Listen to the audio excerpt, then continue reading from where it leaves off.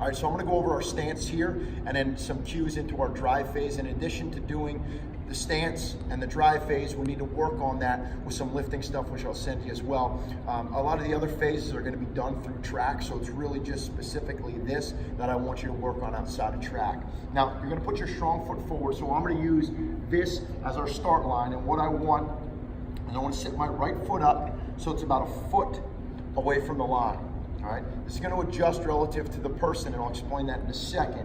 What I'm going to do as well is I'm going to get my opposite knee with my toe tucked underneath, set at that same width back.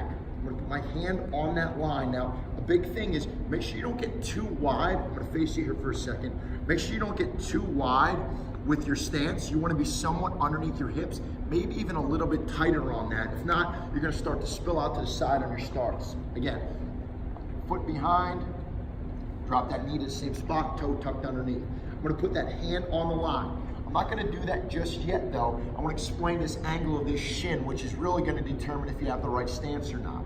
What I need to do is I need to make sure that I get the proper angle in this shin. So this needs to be about 45 degrees from the ground because that angle is going to dictate my propulsion. If it's too straight up, you're gonna shotgun up. You're not gonna get to the line, which is obviously where you wanna be. So you want that angle to be as horizontal as possible. All right, so you might even need to slide back. It's just gonna be relative to the individual. In addition to that, you wanna get as much weight forward as possible. So don't be comfortable sitting back here. You need to angle forward, almost to where you're about to fall forward. So for me, this is pretty good. I got a pretty good angle here. I got a lot of weight on that front hand. I got my base underneath myself. I'm uncomfortable.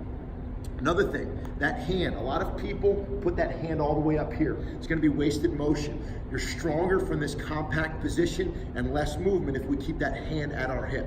So we wanna start here. So I'm gonna go over the stance one more time. Foot behind the line, get my knee set up in the same spot with my tight base, foot underneath, hand on this line. Get my opposite hand up on that hip. From here, big breath. Hold that air. You're gonna hold that air for the full 10 yards of that drive phase. Right? You wanna make sure you're simulating kind of a squat right there. It's gonna give you a lot of force within the body if I hold my breath throughout the entire motion on that. What I want to envision is that 10-yard mark. It's kind of a window that I want to dive through, leading with my head. So imagine breaking that glass with your head because you still have angle at that 10-yard mark. At the finish line, you're going to break it with your chest to start, or at the 10-yard mark, you're going to break it with your head. All right. So I'm going to go through this, and one thing I want you to see here is that when I drive out, my angle from ear to hip to foot is in one straight line in the same angle that my shin was in on that start. You want to try and think about leaving that foot in the ground as long as possible. That's going to create a long stride. A lot of people try and get too quick of a stride on their first one. You want explosion. You want to make sure that that extension stays there and that hip pops through. So I'll go through about a half speed one here.